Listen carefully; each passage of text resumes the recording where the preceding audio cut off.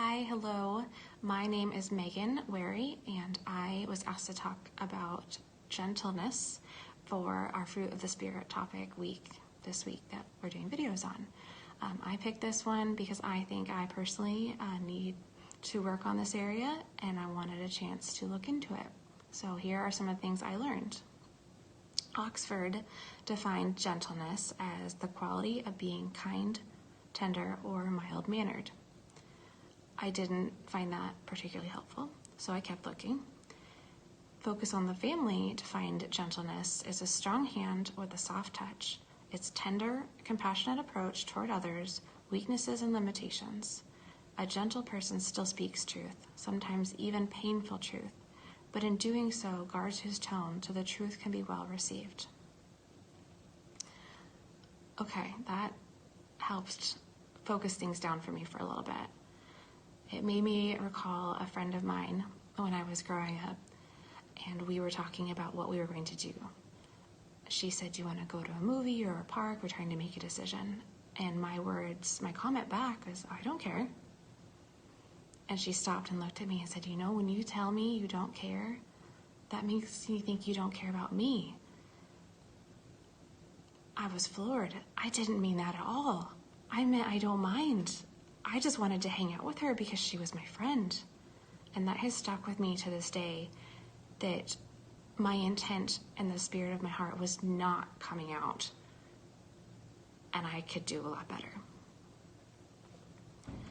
So then I'm looking through God's Word, and I find 1 Peter 3:13 through 16, which I also found helpful. "Now, who will want to harm you if you are eager to do good? But even if you suffer for doing what is right, God will reward you for it. So don't be afraid and worry. Instead, you must worship Christ as the Lord of your life. And if you are always asked about your Christian hope, always be ready to explain it. But you must do this in a gentle and respectful way. Keep your conscience clear. Then when people speak evil against you, they will be ashamed when they see what a good life you live because you belong to Christ." I noticed here that Peter did not say if people speak against you or they might possibly. He said when they do. So when people speak against you, it's really important to just pause.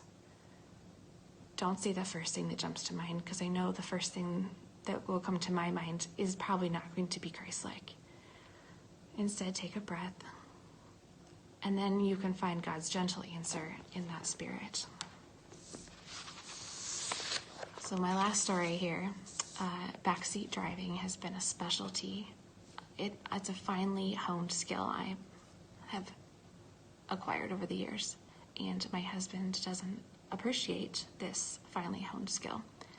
So one day he challenged me just to be quiet, and I did. And then he missed the exit.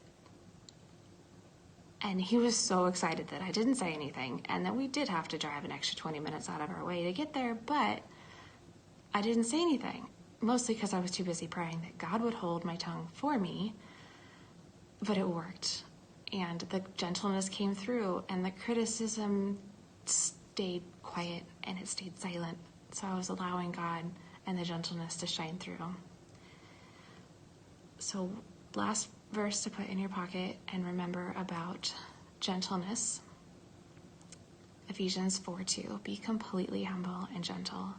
Be patient, bearing with one another in love.